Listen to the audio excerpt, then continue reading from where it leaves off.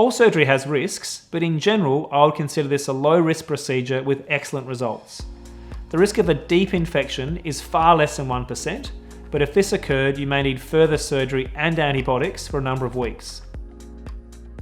A mild skin infection occurs 2 to 3% of the time, but all that is needed in that situation are some tablet antibiotics, and it's very unlikely there will be any long-term problems. It is not uncommon for patients to have some numbness on the top of their foot. Now usually this is due to swelling or sometimes even damage to the sensory nerves beneath the skin from the keyhole surgery. This usually improves over weeks to months, but in some patients it may be permanent. It will not affect the stability or function of your ankle.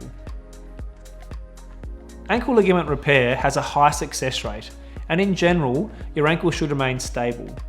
However, if you are unlucky enough to have another bad accident, you could rupture the ligaments again. In this situation, another period of rehabilitation and sometimes revision surgery is required. Longer-term outcomes are also greatly influenced by the severity of the original injury. Patients with associated cartilage injuries or fractures are at higher risk of ongoing pain, stiffness and arthritis. These patients will also take longer to maximally improve after their surgery. Because I have a special interest in acute ankle injuries, I keep some appointments free every week to see patients who need to be seen quickly. This means I can usually see you within a few days if required, and surgery could be arranged soon after this if necessary.